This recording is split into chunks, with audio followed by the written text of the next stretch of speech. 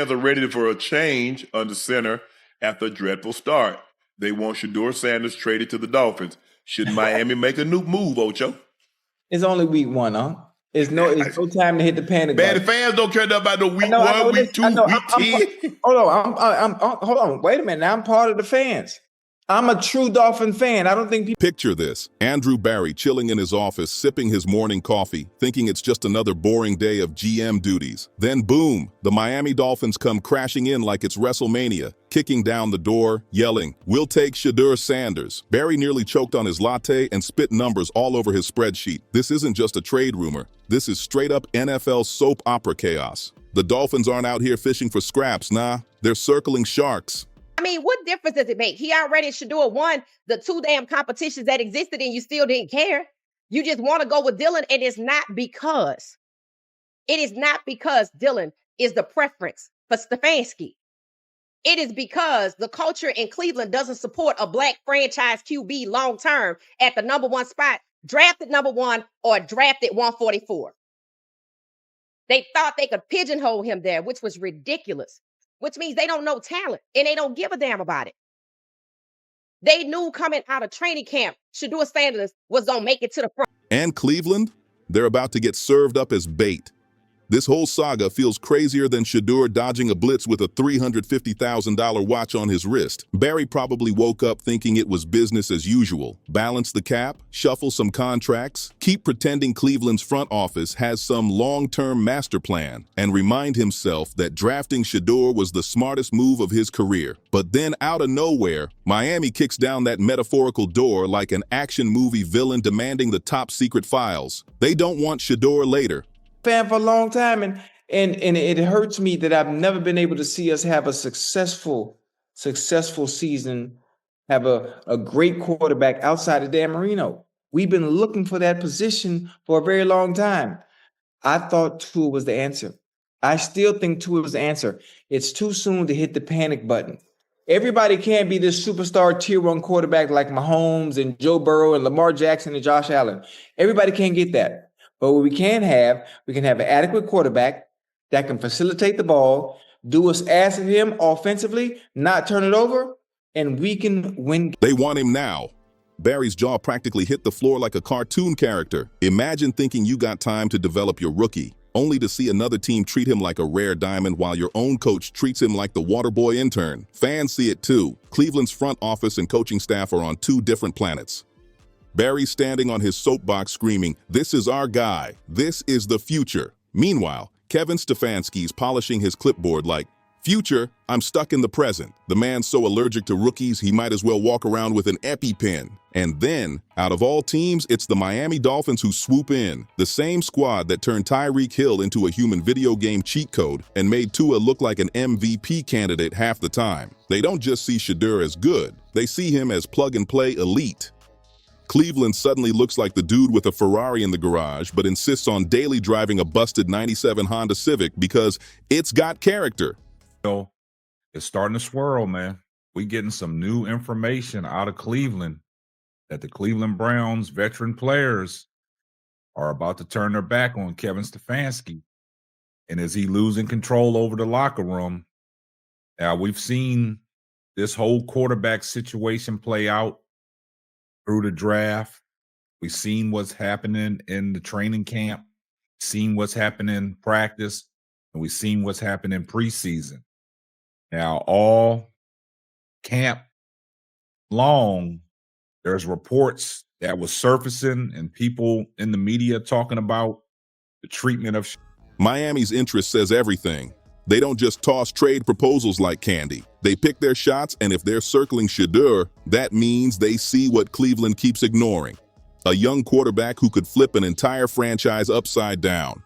And the fans? Oh, they've had enough. They're done begging. Some are even out here photoshopping Shedeur into a Dolphins jersey because nothing screams desperation like visualizing your franchise quarterback in somebody else's colors. It's like Browns fans are straight up telling their own quarterback, "Run before your coach ruins you." Pure madness, chaos on full display. And poor Andrew Barry, he's stuck right in the middle of this circus, looking like a dad trying to referee his kids fighting over the Xbox controller. On one side is his head coach, on the other side every other hungry NFL team, and hanging over it all, Cleveland Browns head coach Stefanski refuses to answer Shedeur questions about who's going to get the first rep or who's going to take this amount of reps or lineups and stuff like that. I mean, we don't pay too close attention to who's in there. Will it change tomorrow?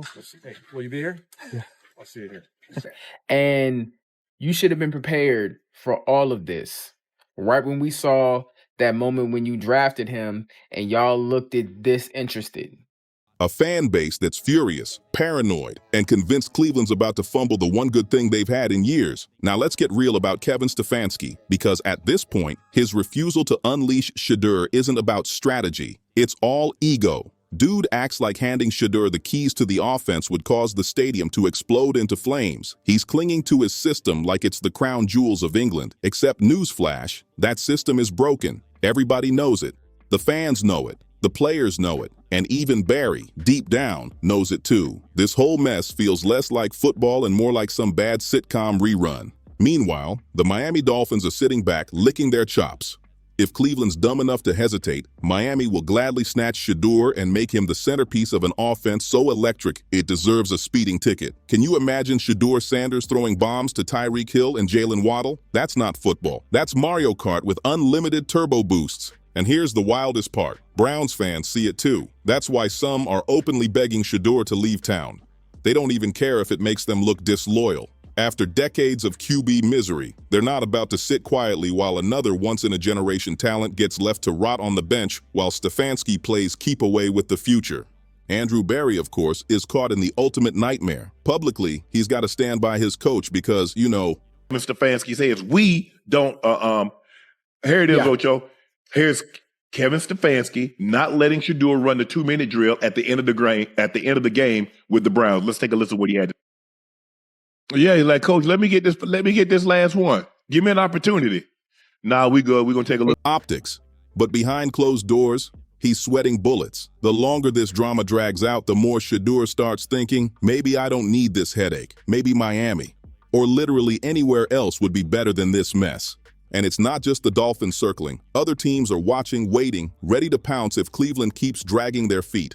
Every glimmer of hope this franchise gets, they stomp on it like a toddler splashing in puddles. But this time, the puddle isn't small. It's Shedeur Sanders' whole career getting trampled. So what's next? That's the million-dollar question. There are only 3 paths left on the table. Option 1, Barry storms into Stefanski's office, slams his fist down and says, "Enough! Play Shedeur or pack your bags." The nuclear move, but maybe the only way to stop the bleeding. This is what happens when you take bad advice. This is what happens when you listen to all the negative hoopla around a player and the public is the main judge. Because at the end of the day, we're the ones that have to show up. We're the ones that have to purchase the tickets. We're the ones that have to purchase the jerseys. We understand organization, we understand tradition and all that other stuff, but ultimately, if you have no fans, you have no team. And the fans have spoken loud and clear about who we want. Option 2, Shedeur gets traded. Miami drops a package too good to resist, and suddenly Cleveland becomes the ultimate laughingstock of the NFL. Imagine drafting Shedeur Sanders, only to gift wrap him for the Dolphins, who go win playoff games while you're still trying to figure out who your starter even is. I would say there's a lot of work that gets done when you guys aren't out there, believe it or not. But even that's, and I say that, Mary Kay, even in a meeting or in a walkthrough, just our guys are getting exposed to a lot. Different, every day we're mixing and matching, if you will, giving guys different looks. I've told you before, it's not going to be a 25% down the middle type thing, or I guess down to fourth, but we're trying to expose the guys to different things. What have you? This is an all-encompassing evaluation. So we were evaluating the guys during phase 1, during phase 2, and now finally phase 3, you get to go against your defense in some settings where our quarterbacks and our offense get to go against them in 7-on-7 and some. This is peak Browns behavior, pure dysfunction at its finest. The standoff drags on. Stefanski stays stubborn, Barry keeps sweating bullets. Shedeur stays chained to the bench, and the fans, they're screaming their lungs out. Imagine it, a guy teams are fighting over, a quarterback Miami's practically begging to take, and Cleveland is treating him like he's a gamble they can't afford. Meanwhile, the Dolphins are sitting by the phone, ready to make him the centerpiece of their offense the second they get the chance. Cleveland's refusal to unleash Shedeur feels like something out of a Netflix drama. The young quarterback with superstar potential, the paranoid coach too scared to lose control, the GM pacing the floor like he's in a hostage situation, the rival team circling like sharks, and fans on the edge of rioting in the parking lot. Comedy, tragedy, and chaos rolled into one, and through all of it, Shedeur is left stuck in limbo. That you're trying to sabotage Shedeur Sanders, especially after yesterday and not putting him in for the 2-minute. Yeah, obviously, I don't concern myself with outside type of things, but I'm committed to his development, just like all of our rookies. So we'll continue to focus on getting our guys better, and that's what we'll stay committed to, and that's what's important to me. He kind of glitched out a little bit there, but hey, his answer is his answer. Why weren't you able to come up with a counter to the defense that the LA Rams are running so you can get your offense going?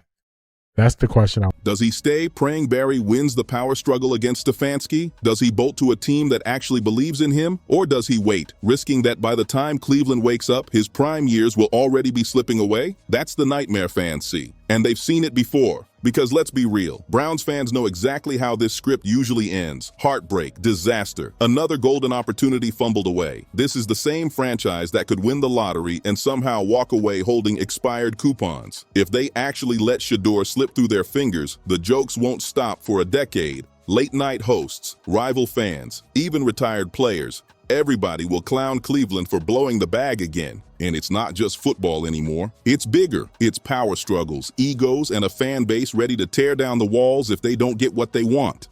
In the middle of it all sits Andrew Barry, looking like a man who just realized the dream quarterback he drafted might end up becoming another team's highlight reel. The face of another franchise while Cleveland is left staring at empty hands. The fallout is already bubbling and the offseason hasn't even arrived yet. Cleveland's acting like they've got time, but in the NFL, time is a grenade with the pin half pulled. And right now, Barry's holding that grenade while Stefanski refuses to budge. Spoiler alert, Stefanski won't suddenly wake up with common sense. Every time he doubles down on keeping Shedeur locked to the sidelines, he's sending a message louder than a stadium speaker. I don't trust him. And the worst part? Every single snap Shedeur doesn't play is basically an open invitation for other teams to start dialing Barry's phone. Miami just looks like the flashiest bidder because they've got the fastest offense in football. And they know how to make a headline go viral. Bet your mortgage there are at least half a dozen teams scribbling down trade proposals right now, like college kids cramming for finals. Cleveland Browns are making a huge mistake, and here's why. Shedeur Sanders just put up 2 TDs, 138 yards, scraps for practice reps, and they still haven't buried as QB4. Here are the Browns QBs in this order. No change. If I'm Shedeur, I'm not waiting behind those guys. Demand a trade out of Cleveland. Raiders and the Saints, he could walk in tomorrow and compete for QB1. Instead, the Browns just want him to sit. You've got a QB who's ready, and you're letting him just play. Atlanta, New England, even stable squads like Minnesota. They're all lurking in the shadows, waiting for Cleveland to prove once again they just can't handle nice things. And the wildest part? Fans love Shedeur so much, they'd rather see him thrive in another jersey than rot away under Stefanski's stale trust the process act. That's not team loyalty anymore. That's loyalty to the player. Once that shift happens, game over. Now zoom out and think about the optics. What does it say about Cleveland if a playoff caliber squad like Miami with legit Super Bowl dreams believes Shedeur could start for them while the Browns won't even let him sniff the field? It screams dysfunction. It screams comedy. Cleveland once again looks like the NFL's favorite reality show, starring a GM begging for change, a head coach clinging to his ego, and a fan base on the verge of rioting in the streets. Meanwhile, poor Andrew Barry is probably pacing the floor at 3 a.m., refreshing Twitter like a man awaiting a death sentence. Imagine the headline. The reports are coming in. If Shedeur Sanders plays well in the preseason, he's going to get traded. And Nick Wright seems to know the team. The Rams. The reason I said the Rams is they might have a need for spot starter this year, but also this could be Stafford's last year. For better or for worse, no one in the history of the NFL has brought more attention and interest to preseason football. Shedeur Sanders, go and make some waves, dude, and it's all football. It's not anything off the field, it's football. Than Shedeur Sanders. Watch the ratings for this Friday preseason game. Oh, you did. Dolphins send monster trade package for Shedeur Sanders. If that drops, his legacy goes up in smoke. You don't come back from being the GM who drafted Shedeur only to hand him away before he ever got a real shot. That's career suicide. And fans aren't making it easier. They're whispering in his ear, chanting for change, making him sweat harder by the day. What we've got now isn't a football team. It's a ticking soap opera, a scrambling GM, a stubborn coach doubling down, and a rising star plotting his quiet escape. The irony here is so thick you could butter your bread with it. After decades of striking out, the Browns finally land a quarterback with star power, swagger, and raw talent. That we spent with Shedeur, and what he's done throughout his college career is impressive. He's an impressive young man.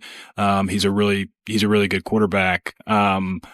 Sometimes, fit comes into play. And instead of handing him the keys, they're stuck arguing in the parking lot over who even gets to hold the spare. Meanwhile, Miami's standing there like the cool neighbor with the garage door wide open, waving a shiny sports car and saying, "Hey, Shedeur, hop in. We'll actually let you drive." So what's the end game? Either Cleveland wakes up and realizes they've got a franchise quarterback sitting right under their noses, or they blow it.